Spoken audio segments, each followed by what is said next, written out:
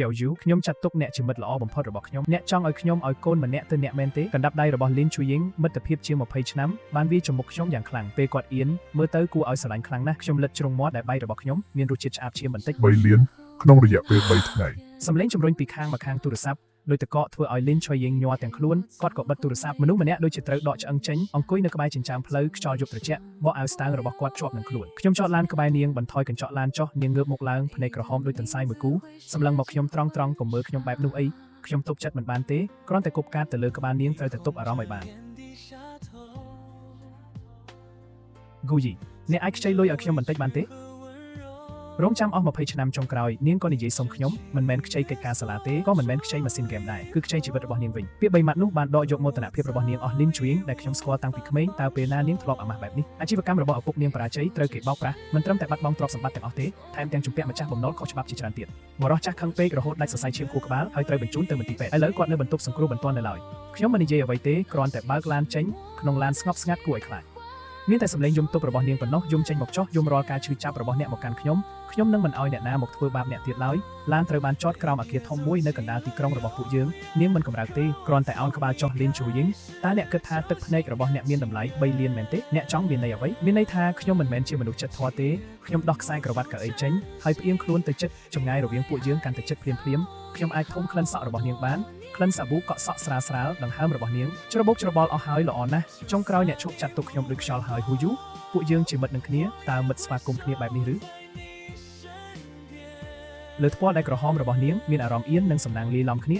ាខ្ញុំបើកទ្វារឡានហើយទាញនាងចេញពីឡានដើរចូលចណ្ដាលយន្តទាំងមូលនាងដូចតុក្កតាអញ្ចឹងអាស្រ័យលើខ្ញុំទាំងស្រុងរហូតដល់ចូលដល់ផ្ទះខ្ញុំបោះនាងទៅលើសាឡុងទុនហើយយកឯកសារមួយចេញពីទូខ្ញុំគប់វាទៅមុខនាងហើយនិយាយថាមើលទៅគាត់យកឯកសារនោះដោយដៃញ័រចំណងជើងគឺកិច្ចព្រមព្រៀងជីវិតនឹងស្លាប់កៅភ្នែករបស់គាត់រួញភ្លាមយ៉ាងខ្លាំងហេលោកឈួតហើយឬខ្ញុំដឹងខ្លួនច្បាស់ណាស់ខ្ញុំទាញក្រវ៉ាត់កចេញអង្គុយទល់មុខគាត់លើសាឡុងហើយកងជើងឡើងក្នុងអេរយាប័តស្រួលបំផុតភាគី A ហ្គូយូភាគី B ឡែនឈូយីងភាគី B ស្ម័គ្រចិត្តបង្កើតកូនប្រុសឲ្យភាគី A ជាវិធីតែមួយគត់សម្រាប់សងបំណុល3លានអំឡុងពេលកិច្ចព្រមព្រៀងភាគី B ត្រូវបំពេញតួនាទីទាំងអស់ដូចជាភរិយារាល់ពាក្យដែលខ្ញុំអានមុខនាងកាន់តែស្លេកហើយនៅចុងក្រោយរាងកាយនាងញ័រទាំងមូលតើលោកចាត់ទុកខ្ញុំជាអ្វីក្រដាសកាត់តាមថ្ពាល់ខ្ញុំវាមិនឈឺទេប៉ុន្តែវាប្រមាថខ្លាំងដោយចេតនាខ្ញុំចាត់ទុកលោកជាមិត្តល្អបំផុតរបស់ខ្ញុំលោកចង់ឲ្យខ្ញុំបង្កើតកូនឲ្យលោកមែនទេនាងវាមកដោយកំហឹងខ្លាំងខ្ញុំមិនគិតទេហើយទទួលវាត្រង់ជ្រុងមាត់បែកឡើងក្លិនឈាមរាលដាលពេញមាត់ហើយខ្ញុំសម្លឹងមើលនាងទ្រូងរបស់នាងឡើងចុះខ្លាំងដោយកំហឹងនិងភ្នែកដែលកំពុងឆេះនោះភ្លាមនោះខ្ញុំសើចលោកឯងជាមនុស្សអាក្រក់បាទខ្ញុំមែនមនុស្សអាក្រក់ម្នាក់ដែលគ្រាន់តែចង់ឲ្យអ្នករស់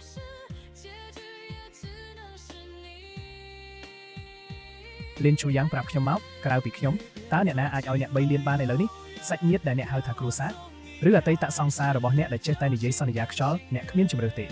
េសូមទោសដែលខ្ញុំបង្ខំអ្នកបែបនេះអភ័យទោសឲ្យខ្ញុំដែលប្រើវិធីអាក្រក់បែបនេះដើម្បីចងអ្នកទុកក្បែរខ្ញុំហើយនាងក៏យំមិនមែនយំស្ងាត់ទៀតទេតែជាសម្លេងយំដួលរលំខ្លាំងដូចក្មេងម្នាក់ដែលត្រូវពិភពលោកបោះបង់ចោលខ្ញុំលែងដៃចេញឲ្យនាងអង្គុយគោកលើដីហើយយំខ្ញុំមិនបានលួងលោមនាងទេព្រោះខ្ញុំដឹងថានាងត្រូវការបញ្ចេញអារម្មណ៍នាងយំយូរមួយសន្ទុះទើបស្ងប់បន្តិចហើយងើបភ្នែកក្រហមហើមឡើងហេតុអ្វីត្រូវធ្វើបែបនេះយកលុយឬចាក់ចេញត្រឡប់ទៅជីវិតរញ៉េរញ៉ៃរបស់អ្នកវិញខ្ញុំដឹងថាខ្ញុំខូខើប៉ុន្តែសម្រាប់មនុស្សរឹងរូសដូចនាងមានតែប្រើវិធីដាច់ខាតបំផុតនាងសម្លឹងខ្ញុំ1នាទីពេញបន្ទាប់មកនាងយកប៊ិចឡើងដៃញ័ររហូតស្ទើរចាប់បញ្ជាប់ហើយសរសេរឈ្មោះរបស់ខ្លួនយ៉ាងវាចវេពេញដោយទឹកភ្នែកនិងភាពអស់សង្ឃឹមនៅពេលនោះបេះដូងខ្ញុំលោតខ្លាំងណាស់ដូចជាកំពុងលេងល្បែងភ្នាល់ធំមួយខ្ញុំភ្នាល់លើមិត្តភាព20ឆ្នាំរបស់ពួកយើងហើយខ្ញុំឈ្នះការភ្នាល់នោះថ្ងៃបន្ទាប់ពីចុះហត្ថលេខាខ្ញុំនាំនាងទៅការិយាល័យចុះបញ្ជីអាពាហ៍ពិពាហ៍ភ្លាមលៀនឈូយីងគ្មានទឹកមុខអ្វីសោះពេញដំណើរដោយមនុស្សដែលកំពុងត្រូវនាំទៅកន្លែងប្រហារអូយកូនកំឡោះកូនក្រមុំមួយគូនេះសំគ្នាណាសង្សារតាំងពីក្មេងមែនទេលៀនឈូយីងមើលទៅភ័យបន្ទាប់ពីឮបែបនោះអ្នកមីងភ្នែកអ្នកមីងពិតជាពូកែមែនពួកយើងស្គាល់គ្នាតាំងពីក្មេងមែនហើយឥឡូវជាប្តីប្រពន្ធនឹងគ្នាលីនឈូយីងឥឡូវអ្នកជារបស់ខ្ញុំហើយលីនឈូយីងច្របាច់ចង្កេះខ្ញុំយ៉ាងខ្លាំងខ្ញុំឈឺរហូតស្ទើរកោះធ្មេញប៉ុន្តែស្នាមញញឹមលើមុខខ្ញុំកាន់តែភ្លឺពេលខ្ញុំទទួលបានសិភៅក្រហមទាំងពីរខ្ញុំមានអារម្មណ៍ដូចសុបិនខ្ញុំទុកវាយ៉ាងប្រុងប្រយ័ត្នហើយដាក់ចូលហោប៉ៅយ៉ាងម៉េចដែរបន្ទាប់មកនាងក៏បែរមុខទៅមើលក្រៅបង្អួចភ្លាមឈប់និយាយទៅខ្ញុំដឹងហើយក្នុងចិត្តនាងប្រកាសជាជេរខ្ញុំរាប់ពាន់ដងជេរចុះដរាបណាខ្ញុំអាចរក្សាអ្នកនៅក្បែរខ្ញុំបានទោះជាជេររហូតដល់ស្លាប់ក៏ដោយទេចូលកាតរបស់នាងយ៉ាងលឿននាងក៏ទៅមន្ទីរពេទ្យបង់ថ្លៃភ្លាមហើយដោះស្រាយរឿងម្ចាស់បំណុលទាំងនោះបន្ទាប់ពីដោះស្រាយអស់គ្រប់យ៉ាងគាត់ត្រឡប់មកអាផាតមិនរបស់ខ្ញុំវិញដោយប្រលឹងវង្វេងមួយខ្ញុំបានសងលុយរួចហើយឥឡូវមកនិយាយពីលក្ខខណ្ឌលម្អិតនៃកិច្ចព្រមព្រៀងវិញលក្ខខណ្ឌអ្វីទៀតតួនាទីជាប្រពន្ធក្នុងដំណើរអាពាហ៍ពិពាហ៍លោកចង់មានន័យអ្វី ខ្ញុំដើរទៅអង្គុយក្បែរនាងហើយចេតនាចូលទៅជិតនាងដង្ហើមក្តៅរបស់ខ្ញុំប៉ះត្រចៀកនាងតើអ្នកគិតថាមានន័យអ្វីដើម្បីមានកូនតើត្រូវធ្វើអ្វីខ្លះត្រចៀករបស់គាត់ក្រហមឡើងយ៉ាងច្បាស់ Guyu កុំហួសពេកខ្ញុំហួសពេកមែនប៉ុន្តែវាសរសេរច្បាស់ហើយអ្នកជាអ្នកចុះហត្ថលេខាដោយខ្លួនឯងតើអ្នកចង់សងថ្លៃពីនៃ30លានមកខ្ញុំយ៉ាងម៉េចនាងស្ងប់ភ្លាមដោយសត្វដែលត្រូវចាប់ជាប់ក្រញាំទាំងអស់ត្រូវលាក់ចោលបានចាប់ផ្ដើមពីពេលណាខ្ញុំគ្រាន់តែលេងសើចនឹងមនុស្សល្ងងម្នាក់ប៉ុណ្ណោះតើខ្ញុំអាចចិត្តដាច់ធ្វើឲ្យអ្នកភ័យពេលនេះបានយ៉ាងម៉េចមើលអ្នកសន្យារបស់អ្នកទៅងូតទឹកហើយគេងឲ្យបានលឿនទៅលោកមិនហេតុអ្វីអ្នកគិតថាខ្ញុំដូចអ្នកឬមុខនាងក្រហមទាំងស្រុងហើយយកខ្នើយគប់មកខ្ញុំយូលោកឯងមនុស្សខ្ញុំញញឹមហើយចាប់ខ្នើយនោះអារម្មណ៍ល្អខ្លាំងណាស់បន្ទប់ភ្ញៀវគឺបន្ទប់ទី1ខាងឆ្វេងខ្ញុំរៀបចំអ្វីសម្រាប់អ្នករួចហើយបន្ទប់ភ្ញៀវលោកពិតជាមិនចង់គេងជាមួយខ្ញុំមែននាងបើកមាត់តែមិននិយាយអ្វីយូរមួយសន្ទុះខ្ញុំដឹងថានាងកំពុងគិតអ្វីនាងគិតថាខ្ញុំជាមនុស្សអាក្រក់ដែលនឹងធ្វើអ្វីមិនល្អចំពោះនាងនៅថ្ងៃដំបូងនៃអាពាហ៍ពិពាហ៍ប៉ុន្តែខ្ញុំមិនមែនបែបនោះទេខ្ញុំរងចាំគាត់អស់ជាច្រើនឆ្នាំមិនខ្វល់ទេទោះរងចាំបន្ថែម2-3ថ្ងៃទៀតក៏ដោយខ្ញុំមិនចង់បានរាងកាយរបស់នាងទេខ្ញុំចង់បានបេះដូងរបស់គាត់ខ្ញុំចង់ឲ្យនាងព្រមដោយស្ម័គ្រចិត្តយប់នោះនាងគេងនៅបន្ទប់ភ្ញៀវខ្ញុំគេងនៅបន្ទប់ធំគ្រាន់តែខណ្ឌដោយជញ្ជាំងមួយប៉ុន្តែខ្ញុំគេងមិនលក់ខ្ញុំគិតតែពីនាងពាក់អាវរបស់ខ្ញុំនិងរូបរាងនាងដើរនៅក្នុងផ្ទះទប់អារម្មណ៍ឯកោរបស់ខ្លួនឯងអ្នកគឺជាអ្នកប្រមាញ់ហើយអត់ធ្មត់ណាស់ខ្ញុំបង្វិលខ្លួនទៅមកលើគ្រែចុងក្រោយខ្ញុំទ្រាំមិនបានទៀតក៏ក្រោកដើរទៅមុខបន្ទប់ភ្ញៀវទ្វារមិនបានចាក់សោទេហើយខ្ញុំបើកវាបន្តិចស្រាលពន្លឺព្រះច័ន្ទចូលតាមបង្អួចធ្លាក់លើភ្នែកដែលកំពុងគេងស្ងប់របស់នាងគេងលក់ស្កប់ណាស់រោមភ្នែកវែងដោយកង្ហាតូច2កោងឡើងបន្តិចប្រហែលថ្ងៃនេះហត់ពេកនាងមិនដឹងសំបីតែភួយត្រូវបានទាត់ចេញខ្ញុំដើរចូលទៅហើយដណ្ដប់ភួយឲ្យនាងស្រាលចៃដន្យដៃខ្ញុំប៉ះថ្ពាល់នាងក្តៅនឹងទន់ណាស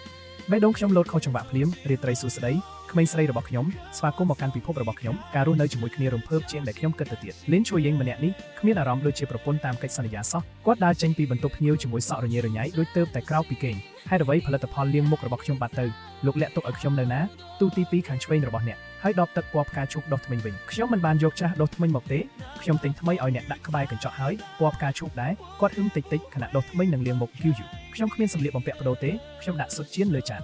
ជួរទាំងមូលខាងស្ដាំក្នុងបន្ទប់សម្លៀកបំពាក់គឺជារបស់អ្នកលីនជួយយើងភ្ញាក់ផ្អើលភ្លាមគាត់ដើរចូលបន្ទប់សម្លៀកបំពាក់ក្នុងបន្ទប់ធំដោយសង្ស័យ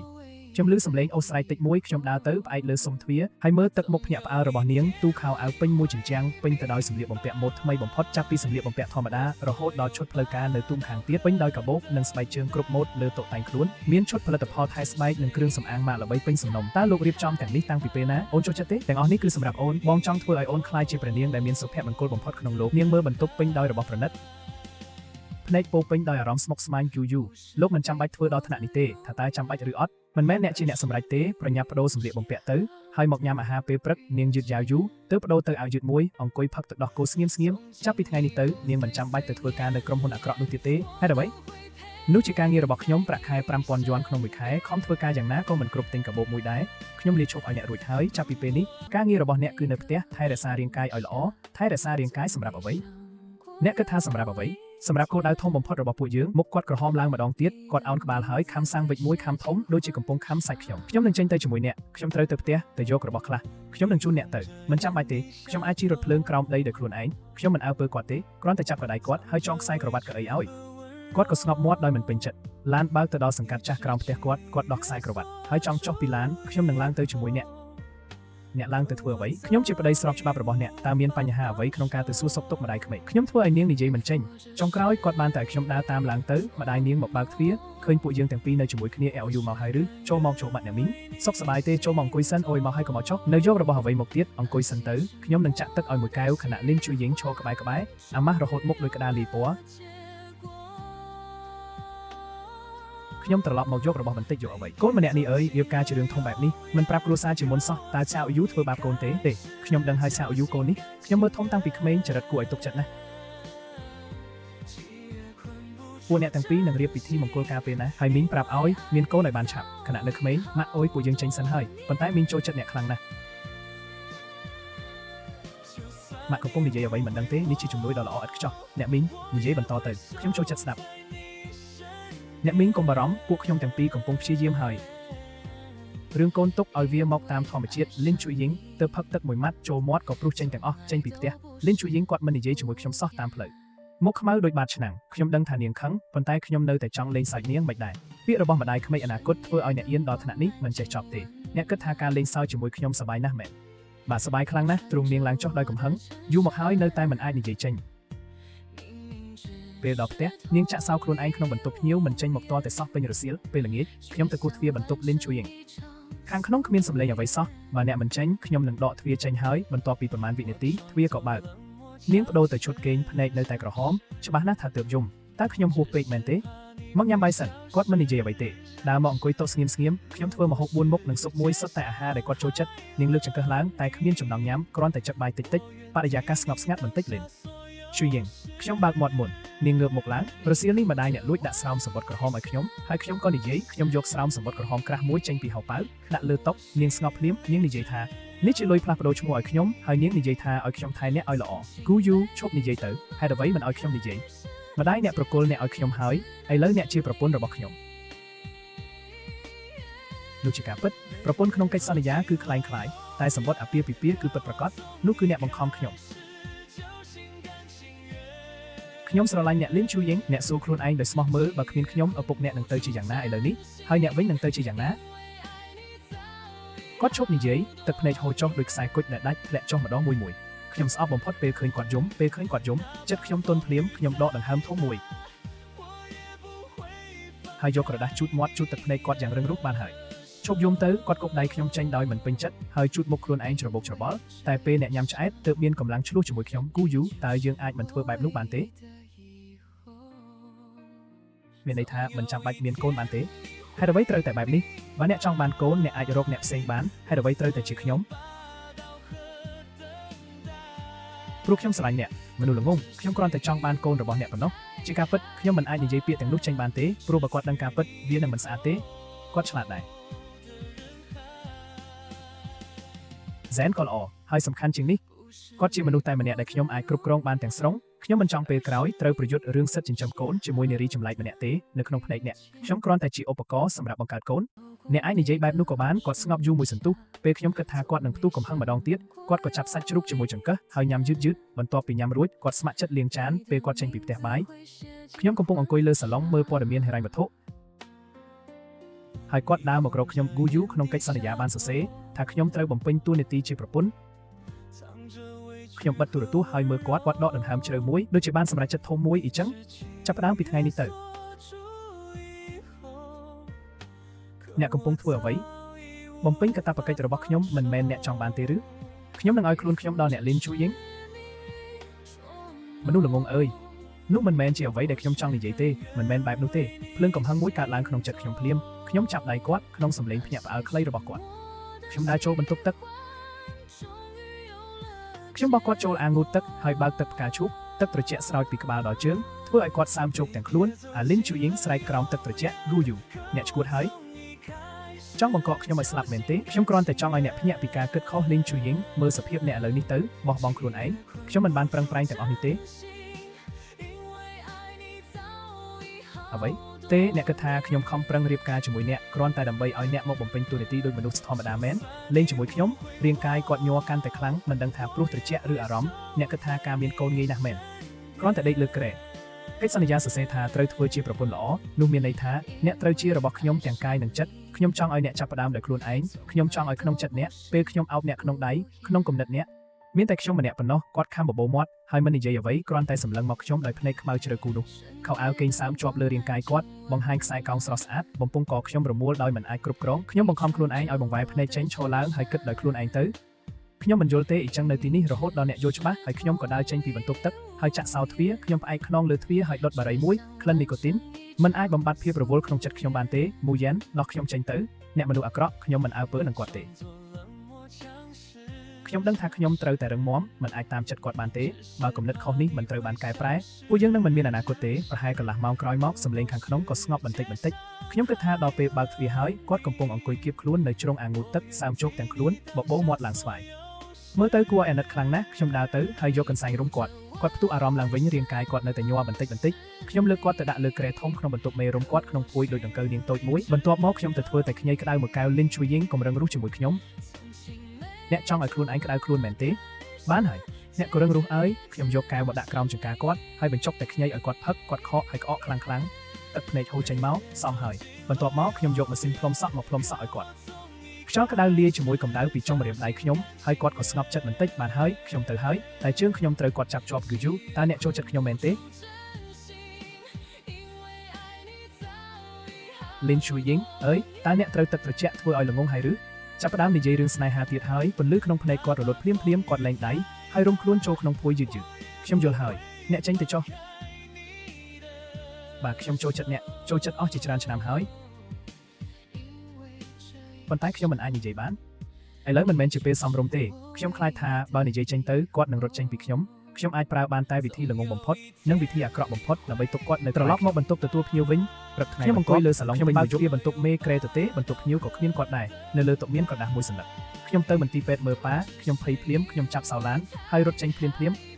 មនុស្សល្ងងម្នាក់នេះកុំប្រាប់ខ្ញុំថាគាត់គិតថាចង់រត់ខ្ញុំវិញដល់បន្ទប់ ICU តាមកញ្ចក់ក្រាស់ខ្ញុំឃើញគាត់អង្គុយក្បែរក្រែអ្នកជំងឺកាន់ដៃឪពុកគាត់ជាប់វិជ្ជបណ្ឌិតនិយាយថាម៉េចមកគាត់មើលទៅនឿយហត់ខ្លាំងប៉ុន្តែភ្នែកគាត់រឹងមាំណាស់ខ្ញុំដកដង្ហើមធំដោយធូរស្រាលល្អហើយខ្ញុំមិនចូលទៅរំខានគាត់ទេគ្រាន់តែឈរសម្លឹងមើលពីខាងក្រៅស្ងៀមបន្ទាប់ពីមួយសន្ទុះវិជ្ជបណ្ឌិតម្នាក់ពាក់អាវសដើរមកជិតតើនេះជាលោក Gu មែនទេនាយកសង្ឃសូមមកការិយាល័យជាមួយខ្ញុំបន្តិចលោក Gu មានរឿងមួយដែលខ្ញុំគិតថាត្រូវប្រាប់អ្នកស្ថានភាពរបស់លោក Lin ស្មុគស្មាញជាងដែលយើងគិតការព្យាបាលបន្តអាចត្រូវចំណាយច្រើនណាស់បើប៉ាន់ស្មានអបបរមាយ៉ាងហោចណាស់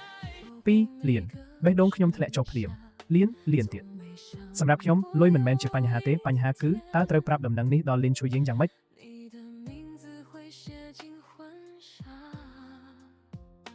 គាត់ទើបតែឡើងចេញពីជ្រោះបំណុល3លានហើយខ្ញុំត្រូវជំរុញគាត់ដោយដៃខ្លួនឯងឲ្យធ្លាក់ទៅក្នុងជ្រោះជ្រៅជាងមុនទៀតឬខ្ញុំក្រវ៉ាត់សក់ខ្លួនឯងដោយធុញថប់ Lin Chuying ដើរចេញពីបន្ទប់អ្នកជំងឺហេតុអ្វីអ្នកមកទីនេះខ្ញុំបារម្ភតើស្ថានភាពពូយ៉ាងម៉េចហើយនៅដដែលវិជ្ជបណ្ឌិតប្រាប់ឲ្យខ្ញុំត្រៀមចិត្តទុកជាមុនគាត់នៅមិនទាន់ដឹងនៅឡើយទេទៅខ្ញុំនាំអ្នកទៅញ៉ាំបាយទោះមិនឃ្លានក៏ត្រូវញ៉ាំដែរពួកយើងរកភោជនីយដ្ឋានស្ងប់ស្ងាត់មួយគាត់គ្មានចំណង់អាហារគ្រាន់តែគោរបបក្នុងចានដោយស្លាបព្រាខ្ញុំសុំទោសចំពោះរឿងយប់មិញខ្ញុំមិនគួរនិយាយពាក្យទាំងនោះទេហើយក៏មិនគួរធ្វើរឿងទាំងនោះដែរខ្ញុំភ្ញាក់ផ្អើលខ្ញុំមិននឹកស្មានថាគាត់នឹងសុំទោសខ្ញុំមុនបែបនេះខ្ញុំដឹងថាអ្នកជួយខ្ញុំច្រើនណាស់ខ្ញុំមិនគួរអ្នកមិនគួរមើលងាយខ្លួនឯងបែបនោះទេមនុស្សល្ងងអើយតើខ្ញុំអាចមើលងាយអ្នកបានយ៉ាងម៉េចខ្ញុំគ្រាន់តែអាណិតអ្នកប៉ុណ្ណោះល្អហើយដែលអ្នកដឹងបើពេលក្រោយអ្នកហ៊ានធ្វើរឿងគ្រោះថ្នាក់ទៀតខ្ញុំនឹងបោះអ្នកចូលទន្លេហួងភូឲ្យត្រីស៊ីអឹមកិច្ចសន្យានោះពួកយើងពិតជាត្រូវជាការពិតណាស់ Lin Chuying ខ្ញុំមិនធ្វើអាជីវកម្មខាតទេលៀនដើម្បីឲ្យអ្នកមានកូនឲ្យខ្ញុំចេតនានិយាយឲ្យវាស្ដាប់អាក្រក់ព្រោះខ្ញុំដឹងមានតែបែបនេះទេទើបធ្វើឲ្យគាត់ទទួលយកជំនួយខ្ញុំដោយសុខចិត្តនឹងអាចបន្តជួយគាត់បានប្រកបណាស់ទោះមុខគាត់ស្លេកក្រោយឮពាក្យនោះតែភ្នែកគាត់រឹងមាំជាងមុនអូខ្ញុំយល់ហើយបន្ទាប់ពីញ៉ាំបាយរួចខ្ញុំនាំគាត់ត្រឡប់ផ្ទះតាមផ្លូវទូរស័ព្ទខ្ញុំរត់ទីឡើងជាលេខមិនស្គាល់សួស្ដីតើនេះជាលោក Gu Yu មែនទេសុំទោសតើអ្នកណាខ្ញុំ Sophie មកពីក្រុមហ៊ុនស៊ូពួកយើងធ្លាប់ជួបគ្នានៅកម្មវិធីជប់លៀងមួយមិនដឹងថាលោកនៅចាំខ្ញុំទេ Sophie ខ្ញុំនឹកឃើញស្រីស្អាតម្នាក់រៀង sexy ខ្លាំងកាលនោះនាងព្យាយាមសុំ WeChat ខ្ញុំជាច្រើនដងតែខ្ញុំបដិសេធគឺអ៊ីចឹងថ្មីនេះក្រុមហ៊ុនយើងមានគម្រោងមួយចង់សហការជាមួយក្រុមហ៊ុនលោកមិនដឹងថាលោក Gu មានពេលទំនេរយប់ស្អែកទេតោះញ៉ាំបាយជាមួយគ្នាគ្មានពេលទេលោក Gu មិនអាចឲ្យមុខខ្ញុំបន្តិចទេឬទីតាំងលោកជ្រើសរើសបានខ្ញុំធានាថានឹងធ្វើឲ្យលោកពេញចិត្តខ្ញុំហៀបតែចុចបិទទូរស័ព្ទតែកន្ទុយភ្នែកខ្ញុំមើលឃើញ Lin Chuying ក្បែរខ្ញុំគាត់កំពុងមើលចេញក្រៅបង្អួចខ្សែបន្ទាត់មុខចំហៀងស្ងប់ស្ងាត់ណាស់គំនិតមួយលេចឡើងក្នុងក្បាលខ្ញុំប្រហែលខ្ញុំអាចប្រើស្ត្រីម្នាក់ពេលវេលានឹងទីតាំងមក WeChat ខ្ញុំបិទទូរស័ព្ទហើយខ្ញុំអាចមានអារម្មណ៍បានថាបរិយាកាសជុំវិញខ្ញុំចុះត្រជាក់ភ្លាមគាត់ប្រច័ណ្ឌហើយពេលត្រឡប់ដល់ផ្ទះគាត់ចូលបន្ទប់ភ្ញៀវដោយមិននិយាយមួយម៉ាត់ខ្ញុំចេតនានិយាយខ្លាំងនៅបន្ទប់ទទួលភ្ញៀវលេខាវ៉ាងលុបការវិភាគយប់ស្អែកឲ្យខ្ញុំបាទមានការណាត់ជួបសំខាន់ខ្លាំងកក់កន្លែងនៅ Yun Top ឲ្យខ្ញុំក្បែរបង្អួចល្អបំផុតហើយយកឈុត Armani ថ្មីមួយឲ្យខ្ញុំផងផ្ញើមកការិយាល័យខ្ញុំថ្ងៃស្អែកបន្ទប់ទទួលភ្ញៀវស្ងាត់ណាស់បន្ទាប់ពីមួយសន្ទុះទ្វារបន្ទប់ភ្ញៀវបើកឡើងអ្នកនឹងចេញទៅក្រៅយប់ស្អែកមែនបាទទៅញ៉ាំបាយជាមួយមនុស្សសំខាន់ម្នាក់អូខ្ញុំដឹងថាគាត់បានលឺអស់ហើយថ្ងៃបន្ទាប់ខ្ញុំនៅការិយាល័យពេញមួយថ្ងៃនៅរសៀលថ្ងៃនោះខ្ញុំចេតនាផ្ញើសារ WeChat ទៅ Lin Chuying ហើយគាត់ក៏ជាប់អន្ទាក់ខ្ញុំមែនម៉ោង 7 យប់ខ្ញុំបើក Lamborghini របស់ខ្ញុំទៅភោជនីយដ្ឋាន Genting ថ្ងៃនេះមានពាក់រ៉ូបក្រហមភ្លឺរ៉ូបរឹបរៀងខ្លាំងផាត់មុខយ៉ាងស្អាតក្លិនទឹកអប់ខ្លាំងរហូតស្ទើរតែដកដង្ហើមមិនរួចលោក Gu ទីបំផុតលោកក៏មកហើយកញ្ញាស៊ូតោះនិយាយរឿងគម្រោងដោយផ្ទាល់ទៅអូមិនបាច់ប្រញាប់ទេផឹកស្រាមួយកែវសិនទៅខ្ញុំមិនប៉ះកែវស្រានោះទេគ្រាន់តែលេងជាមួយនាងប៉ុណ្ណោះខណៈកំពុងប្រើទូរស័ព្ទខ្ញុំផ្ញើសារទៅមិត្តដែលជាអ្នកស៊ើបអង្កេតឯកជនមិនយូរប៉ុន្មានគាត់ក៏ឆ្លើយតបមកវិញខ្ញុំមើលសារនោះហើយញញឹមត្រជាក់ដូចតែខ្ញុំគិតទុកមែនខ្ញុំហៀបរកលេសចេញទៅហើយស្រាប់តែមានភាពចលាចលនៅមាត់ទ្វារភោជនីយដ្ឋានខ្ញុំងើបមើលដោយស្វ័យប្រវត្តិហើយខ្ញុំក៏ស្រឡាំងកាំង Lin Chuying ពាក់រ៉ូបខ្មៅតូចដែលខ្ញុំទិញឲ្យគាត់ ផាត់មុខស្រាលឈរនៅមាត់ទ្វារដោយពាក់ស្បែកជើងកែងខ្ពស់គាត់កម្រស្លៀកបែបនេះណាស់ស្អាតដូចបិសាចលួងលោម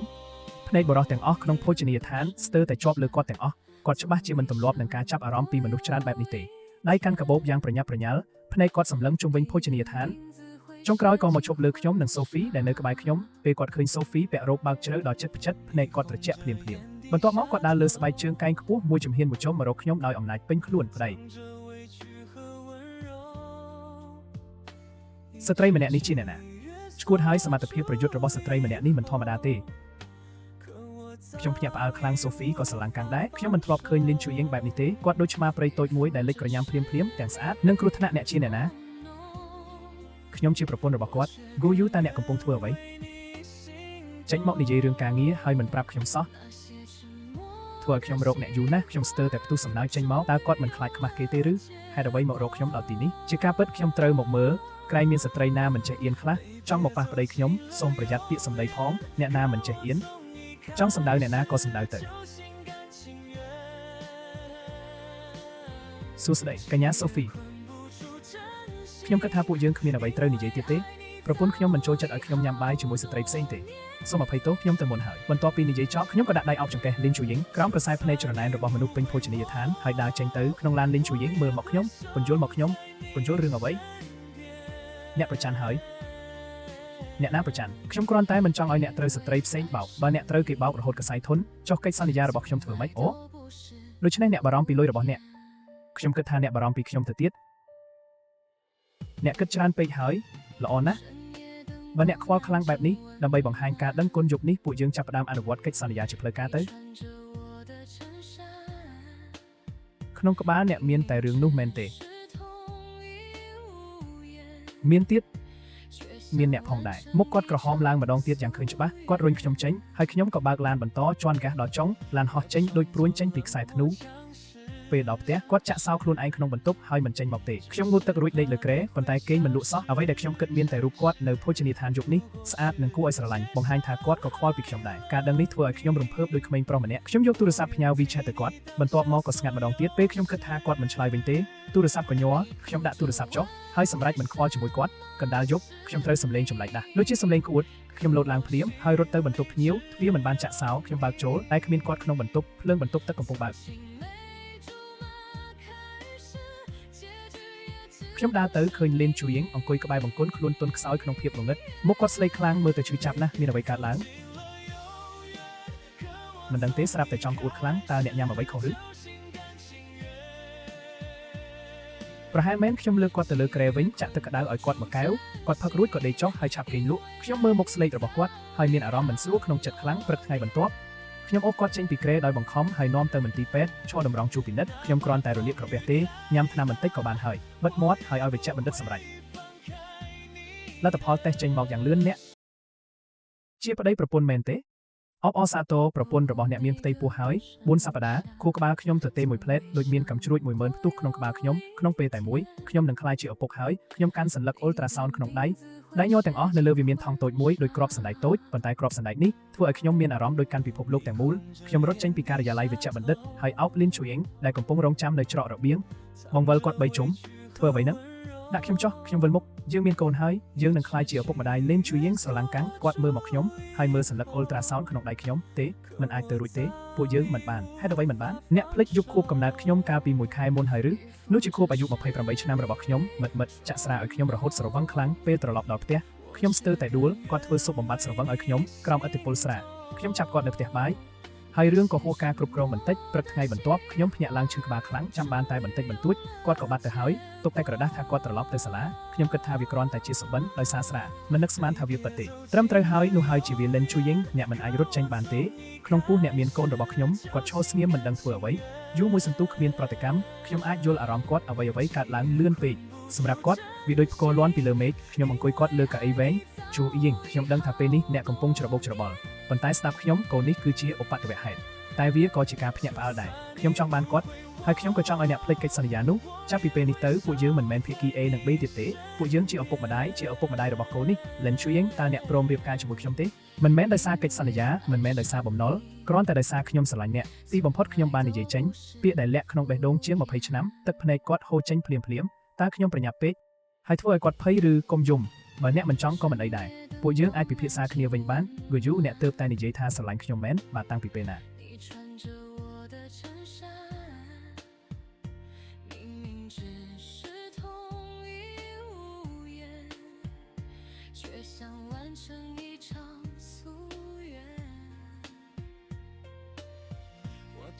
យូរណាស់ហើយយូររហូតខ្ញុំខ្លួនឯងក៏ចាំមិនបានប្រហែលតាំងពីអ្នកយកទឹកមាត់លាបលើអាវខ្ញុំកាលពីក្មេងឬក៏ពេលអ្នកលួចស្ករគ្រាប់ខ្ញុំហើយរុញខ្ញុំចូលទឹកភក់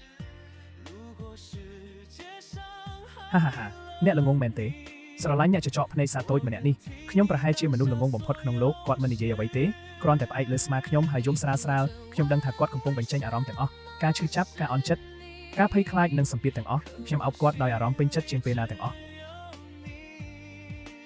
បន្ទាប់ពីចេញពីមន្ទីរពេទ្យរឿងដំបូងដែលខ្ញុំធ្វើគឺយកកិច្ចសន្យាអាក្រក់នោះហើយជាបំណែកក្រដាស់ហោះពេញខ្យល់ដោយព្រើយឺតចាប់ពីថ្ងៃនេះទៅអ្នកមានសេរីភាពហើយចុះអ្នកវិញខ្ញុំស្ម័គ្រចិត្តធ្វើជាអ្នកទោសរបស់អ្នកអស់មួយជីវិតថ្ងៃនោះពន្លឺថ្ងៃស្រស់ស្អាតណាស់អ្វីល្អឥតខ្ចោះលីនជួយយីងក្នុងដំណាក់កាលមានផ្ទៃពោះដំបងคล้ายជាទាំងមនុស្សចូលចិត្តគេងនិងចូលចិត្តញ៉ាំថ្ងៃនេះចង់ញ៉ាំមីហឺជូនៅឆេងខ្នានដែលល្បីជាង30ឆ្នាំថ្ងៃស្អែកចង់ញ៉ាំនំល្បីថ្មីនៅឆេងដងខ្ញុំ stand by 24 ម៉ោងរងចាំបញ្ជាគ្រប់ពេលលេខាខ្ញុំស្ទើរតែឈួតហើយលោកហ្គូមានប្រជុំជាមួយ Universal រសៀលនេះអន្តែប្រពន្ធលោកចង់ញ៉ាំ Safari លោកហ្គូមានកិច្ចប្រជុំក្រុមប្រឹក្សាភិបាលសំខាន់ព្រឹកស្អែកតែប្រពន្ធលោកចង់ទៅមើលសត្វព្រាបនៅសួនច្បារប្រពន្ធខ្ញុំសំខាន់ជាងអ្វីទាំងអស់ក្រុមហ៊ុនទាំងមូលដឹងច្បាស់ពីការលងស្រឡាញ់របស់ខ្ញុំភាពត្រជាក់និងខូខើពីមុនបានក្លាយជាប្តីដែលស្រឡាញ់ប្រពន្ធខ្លាំងខ្ញុំផ្អែមល្ហែមដូចស្ករខ្ញុំនាំគាត់ត្រឡប់ទៅផ្ទះចាស់របស់គ្រួសារហ្គូពេលឪពុកម្ដាយខ្ញុំឃើញលទ្ធផល Ultrasound ពួកគាត់រំភើបរហូតស្ទើរតែរៀបអាពាហ៍ពិពាហ៍ឲ្យយើងភ្លាមៗកូនល្អទីបំផុតគ្រួសារយើងក៏មានកូនចៅហើយកុំបារម្ភបើមានអ្នកណាហ៊ានធ្វើបាបម្ដាយរបស់កូនម៉ាក់នឹងមិនលើកលែងឲ្យ Len Chuying ខ្មាស់នឹងភាពកក់ក្ដៅរបស់ម៉ាក់ខ្ញុំបន្តិចមុខក្រហមរបស់គាត់គួរឲ្យស្រឡាញ់ណាស់ទោះបីប៉ាខ្ញុំនៅតែមុខតឹងក៏ដោយប៉ុន្តែស្នាមញញឹមនៅជ្រុងមាត់បានលួចបង្ហាញអារម្មណ៍គាត់ហើយកូនប្រុសមកបន្ទប់សិក្សាជាមួយប៉ាបន្តិចទីបំផុតអាចធ្វើរឿងមានប្រយោជន៍ម្ដងមើលទៅក៏ដឹងថាជាកូនអ្នកណាកុំធ្វើលេងជាមួយគាត់ទៀតជូយីងជាក្មេងល្អកុំធ្វើបាបគាត់កិច្ចសន្យាឈួតរបស់កូនពីមុនចាត់ទុកថាមិនធ្លាប់មានទៅពីនេះទៅត្រូវថែគាត់ឲ្យល្អយល់ទេប៉ាខ្ញុំយកឯកសារមួយចេញពីថតតុកហើយប្រគល់ឲ្យខ្ញុំនេះជាអ្វីដែលប៉ារៀបចំសម្រាប់អ្នកទាំងពីរភាគហ៊ុនក្រុមហ៊ុន 10% និងវីឡាមានសួនច្បារទាំងអស់ផ្ទេរជាឈ្មោះ Lin Chuying ខ្ញុំមើលឯកសារហើយមានអារម្មណ៍កក់ក្ដៅក្នុងចិត្តនេះហើយជាគ្រួសាររបស់ខ្ញុំពួកគាត់មិនសូវនិយាយពាក្យផ្អែមល្ហែមទេតែតែងបង្ហាញសេចក្តីស្រឡាញ់តាមសកម្មភាពអាការៈមានផ្ទៃពោះរបស់ Lin Chuying ធ្ងន់ណាស់ក្អួតទាំងថ្ងៃទាំងយប់រាងកាយស្គមចុះខ្លាំងខ្ញុំឈឺចិត្តខ្លាំងណាស់ខ្ញុំធ្វើម្ហូបឆ្ងាញ់បដូរមុខគ្នាឲ្យគាត់ញ៉ាំតែគាត់ញ៉ាំអ្វីក៏ក្អួតចេញវិញយប់មួយគាត់ក្អួតម្ដងទៀតហើយលាក់ខ្លួនក្នុងភួយយ៉ាងស្ងៀមស្ងាត់យូរតើខ្ញុំគ្មានប្រយោជន៍មែនទេមិនអាចញ៉ាំអ្វីបានសោះតើកូននឹងខ្វះអាហារូបត្ថម្ភឬកុំនិយាយបែបនោះវិជ្ជបណ្ឌិតប្រាប់ហើយថាវាជាប្រតិកម្មធម្មតាកូនយើងរឹងមាំណាស់មើលទៅគាត់មិនរំខានអ្នកទេគ្រាន់តែចង់ឲ្យអ្នកគេងច្រើនបន្តិចតែអ្នកគ្រាន់តែត្រូវសប្បាយចិត្តរឿងផ្សេងទុកឲ្យខ្ញុំចាត់ការបានហើយខ្ញុំអោបគាត់កាន់តែចិត្តខ្ញុំប្រាប់រឿងឲ្យគាត់ស្ដាប់អង្គុយមើលរឿង idol drama ធុញជាមួយគាត់ពេលយប់ជើងគាត់រមួលខ្ញុំភ្ញាក់ឡើងម៉ាស្សាឲ្យភ្លាមគាត់ចង់ញ៉ាំអ្វីក៏ដោយសូម្បីតែប្រច័ណ្ឌលើមេឃខ្ញុំក៏នឹងរកវិធីយកឲ្យគាត់ដែរក្រោមការថែទាំយ៉ាងប្រុងប្រយ័ត្នរបស់ខ្ញុំអាការៈក្អួតពេលព្រឹករបស់គាត់ចាប់ផ្ដើមធូរស្រាលខ្ញុំមើល Lin Chuying ដោយភ្នែកពេញដោយក្តីស្រឡាញ់ពោះគាត់ធំឡើងរៀងរាល់ថ្ងៃយើងទៅរៀនថ្នាក់សម្រាប់អ្នកមានផ្ទៃពោះជាមួយគ្នាទៅទិញរបស់ប្រើសម្រាប់ទារកជាមួយគ្នាមើលសម្លៀកបំពាក់តូចៗពណ៌ផ្កាឈូកពេញផ្ទះក្រែតូចនិងប្រដាប់ក្មេងលេងតូចៗខ្ញុំមានអារម្មណ៍ថាបេះដូងខ្ញុំពេញលេញណាស់ខ្ញុំតែងផ្អែកក្បាលលើពោះគាត់ប៉ាជាឪពុករបស់កូននៅក្នុងនោះសុខសប្បាយទេកុំធ្វើបាបម៉ាក់ណាឮទេយូអ្នកក្មេងពេកហើយតែខ្ញុំស្រឡាញ់វាណាស់ដូចជាជីវិតយើងភ្ជាប់គ្នាយ៉ាងជិតស្និទ្ធជាខ្សែចំណងដែលមិនអាចបំបែកបានពួកយើងមានគ្រួសារពេញលេញមួយហើយថ្ងៃសម្រាលរបស់ Lin Chuying គឺដើមរដូវរងាខ្ញុំដើរលេងក្នុងសួនជាមួយគាត់ស្រាប់តែគាត់ចាប់ពោះហើយមុខស្លេកខ្លាំងពោះខ្ញុំឈឺណាស់ខ្ញុំភ័យស្លន់ស្លោចំណេះដឹងអំពីការសម្រាលដែលខ្ញុំធ្លាប់អានភ្លេចអស់ក្នុងមួយផ្លេតសម្លេងខ្ញុំញ័រហៅឡានពេទ្យយកកាបូបសម្រាប់សម្រាលម៉ាក់ខ្ញុំស្ងប់ជាងគេគាត់ចាប់ផ្ដើមបញ្ជាអ្នកបម្រើភ្លាមគ្រួសារហ្គូទាំងមូលចលាចលពេញផ្ទះ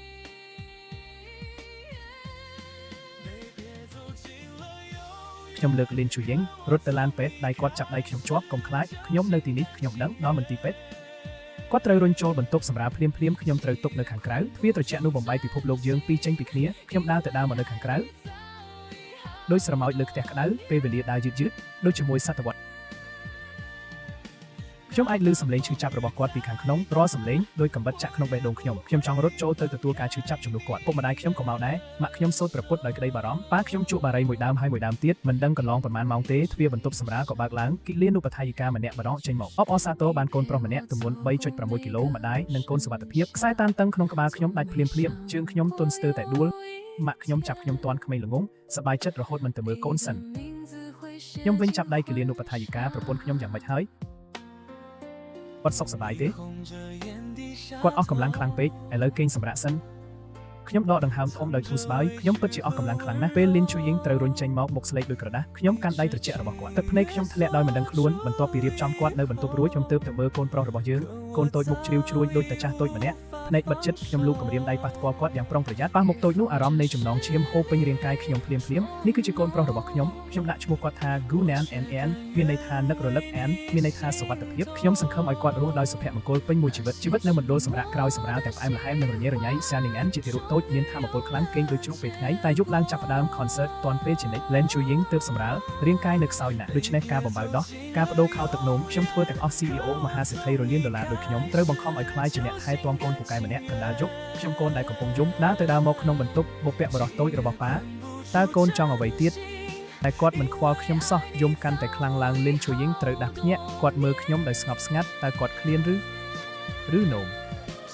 ទើបបំបៅទើបបដូរខោទឹកនោមរួចគាត់គ្រាន់តែចង់ធ្វើបាបឪពុកគាត់ប៉ុណ្ណោះឲ្យខ្ញុំមកគាត់យកកូនទៅបយ៉ាងជំនាញក្នុងដៃគាត់ហើយច្រៀងឡាឡាបាយស្រាលអ្វីដែលអស្ចារ្យគឺXiao Ning Anស្ងប់ភ្លាមក្នុងដៃគាត់បឺតមាត់តិចហើយគេងលក់ទៅវិញខ្ញុំមើលឈុតនោះដោយបេះដូងទន់ភ្លន់ណាស់ប្រពន្ធខ្ញុំពិតជាអស្ចារ្យណាស់ខ្ញុំផ្អៀងទៅវិនថ្ពាល់គាត់ហើយវិនថ្ងាសកូនប្រុសម្ដងទៀតអរគុណព្រះមហាក្សត្រីរបស់ខ្ញុំនិងព្រះអង្គម្ចាស់តូចបន្ទាប់ពីចេញពីមណ្ឌលសម្រាកយើងត្រឡប់ផ្ទះវិញជីវិតក៏ចាប់ផ្ដើមមានរបៀបសុភមង្គលធំបំផុតក្នុងថ្ងៃរបស់ខ្ញុំគឺត្រឡប់ផ្ទះបន្ទាប់ពីធ្វើការហើយនៅជាមួយប្រពន្ធកូនបួតទឹកឲ្យកូននិទានរឿងមុនគេឲ្យប្រពន្ធមើលភាពយន្តធុញជាមួយគ្នាល្បីល្បាញក្នុងពិភពជំនួញការងារនិងអំណាចទាំងអស់คล้ายជាគ្មានរសជាតិ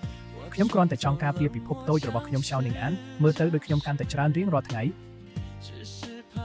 តែអត្តចរិតដូចលីនឈូយីងកាន់តែខ្លាំងបាដោនឹងចូលចិត្តសាចៅអាយុ1ឆ្នាំគាត់ចាប់ផ្ដើមដើរត្រេកត្រោតដូច Penguin តូចអ្វីដែលគាត់ចូលចិត្តបំផុតគឺដើរតាមខ្ញុំហើយស្លែកប៉ាបោពេលអាយុ2ឆ្នាំគាត់និយាយបានច្រើនហើយម៉ាក់ជារបស់ខ្ញុំប៉ាទៅឆ្ងាយទៅខ្ញុំចង់គេងជាមួយម៉ាក់ខ្ញុំប្រកួតជាមួយកូនតូចនេះរាល់ថ្ងៃប្រច័ណ្ឌគ្នាទៀតលីនឈូយីងនៅក្បែរមើលការប្រកួតបញ្ញារវាងឪពុកនិងកូនហើយសើចមិនឈប់ខ្ញុំតែងគិតបើគ្មានកិច្ចសន្យាឈ្គួតនោះតើខ្ញុំនឹងទៅជាយ៉ាងណាប្រហែលជានៅតែជាកូនអ្នកមានគ្រួសារ Gu ដែលរស់ក្នុងពិភពត្រជាក់ស្ងាត់តែ Lin Chuying និង Xiao Ning An បានឲ្យខ្ញុំរកឃើញនៃជីវិតពួកគេគឺជាកិច្ចព្រមព្រៀងល្អបំផុតក្នុងជីវិតខ្ញុំថ្ងៃខួបកំណើត3ឆ្នាំរបស់ Xiao Ning An ខ្ញុំទិញសួនកំសាន្តទាំងមូលឲ្យគាត់មាន Carousel Ferris Wheel និង Pirate Ship គ្រួសារ3នាក់លេងសប្បាយខ្លាំងពេលល្ងាចមានការបាញ់កំជ្រួចធំមួយកំជ្រួចស្រស់ស្អាតទូពេញមេឃត្រីម៉ាក់ប៉ាមើលស្អាតណាស់យូអរគុណអ្នកតើអូនអរគុណបងរឿងអ្វីអរគុណដែលបង្ខំខ្ញុំឲ្យចុះហត្ថលេខាលើកិច្ចសន្យានោះគាត់បែរមកមើលខ្ញុំញញឹមដោយភ្នែកកោងស្អាតវាជាកិច្ចសន្យាដែលមានសំណាងបំផុតក្នុងជីវិតខ្ញុំក៏ញញឹមដែរខ្ញុំទម្លាក់ក្បាលវិនបបោមាត់គាត់ក្រោមកាំជ្រួចដែលកំពុងផ្ទុះដូចជាពរជ័យដ៏ធំមួយខ្ញុំធ្លាប់គិតថាស្នេហាគឺការកាន់កាប់គឺការគ្រប់គ្រងគឺចាប់គាត់ទុកដោយគ្រប់វិធីតែក្រោយមកខ្ញុំយល់ស្នេហាគឺការផ្ដល់ឲ្យគឺការការពារនិងមើលគាត់ញញឹមមើលគាត់លេងសើចមើលគាត់คล้ายជាពន្លឺភ្លឺបំផុតក្នុងជីវិតខ្ញុំធ្លាប់ជាកោះដាច់ស្រយាលរហូតដល់គាត់នាំពន្លឺថ្ងៃនិងភ្លៀងមកចូលក្នុងពិភពខ្ញុំហើយចាប់ពីថ្ងៃនោះពិភពខ្ញុំក៏ពោពេញដោយនីតិខរដូវម៉ាក់ប៉ាកំពុងធ្វើអ្វីហ្នឹងលីនឈូយីងរុញខ្ញុំចេញទាំងមុខក្រហមខ្ញុំលើកXiao Ning Anមកលើកប៉ាកំពុងផ្ដល់សាច់ញាតិស្នេហាឲ្យម៉ាក់ទៀតខ្ញុំក៏ចង់បានខ្ញុំវិនថ្ពាល់គាត់ខ្លាំងមួយគាត់សើចកឹកកាក់ភ្លាមដៃមួយខ្ញុំកោកូនប្រុសដៃមួយកាន់ប្រពន្ធមើលកំជ្រួចដែលមិនទាន់រលត់នៅឆ្ងាយបេះដូងពោពេញដោយសុខសាន្ត Len Chuying រឿងរបស់ពួកយើងទើបតែចាប់ផ្ដើមជីវិតនៅសល់វែងណាស់សូមណែនាំខ្ញុំផងលោកស្រី Gu